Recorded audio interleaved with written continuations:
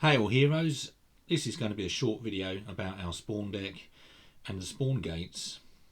Part of this will be familiar to you if you've played any game that's remotely similar in terms of how it spawns enemies.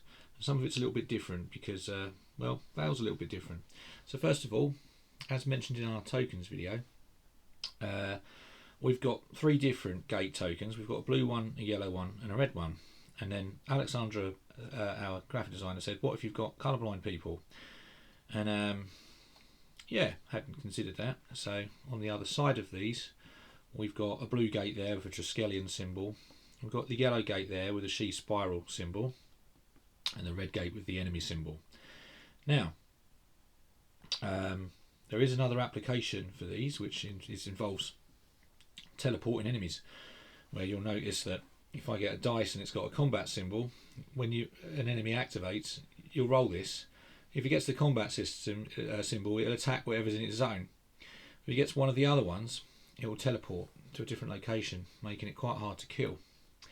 As you have to get mobile, move around, maybe have to move through some traps you haven't triggered anyway. That's another thing and a bit of a digression, but that's the point. So I'm going to leave them this way up, but obviously if you're of a mind, and I rather like this design and it's a little bit more subtle, you can have them that way up. So let's flip them back again. Right, now look at the cards. All right, so at the end of the enemy phase, you're not always going to even draw a spawn card. Sometimes you'll start to draw a spawn card after the round tracker, which is your big D12, indicates. So that in the scenario, it will tell you maybe the blue gate becomes active after round 6. So at that point, you'll have to start drawing cards. Then gradually the other gates might open up, so the tension starts to mount. So you haven't got the time to linger in the dungeon, because if you do, there's consequences. You get more and more enemies, it gets more and more difficult. And then sometimes you'll have something that will basically just end the game because you just took too long to achieve it. Generally speaking, you'll be well aware of that, and that's also built into creating the tension and suspense in the game.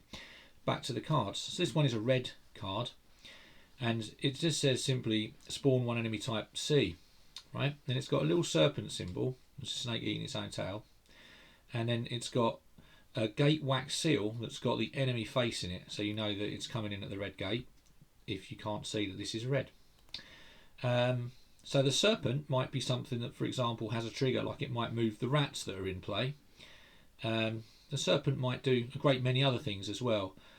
That would also be detailed in the scenario, which is why you won't find it in the rulebook. It's in the scenario. Now, when it says spawn one enemy type C, why does it just say that? It says that because you've got a little table for a scenario of enemies types A, B and C. Sometimes you might achieve a level and A, B and C's enemy types will switch up. When this happens, you simply stop bringing in whatever used to be type C and you bring in what now is type C.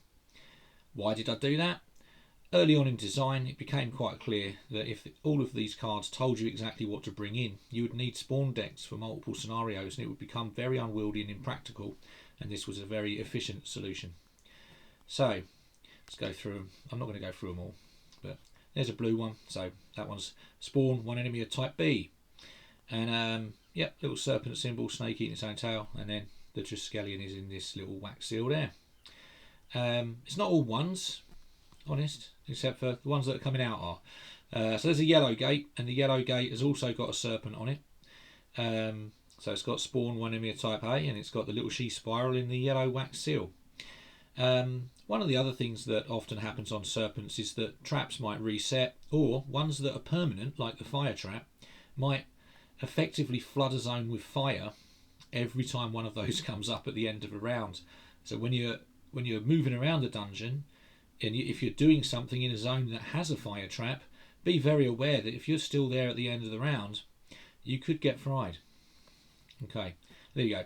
That's a good example there. We've got spawn 2 enemy of type B, so you can see that the frequencies are different.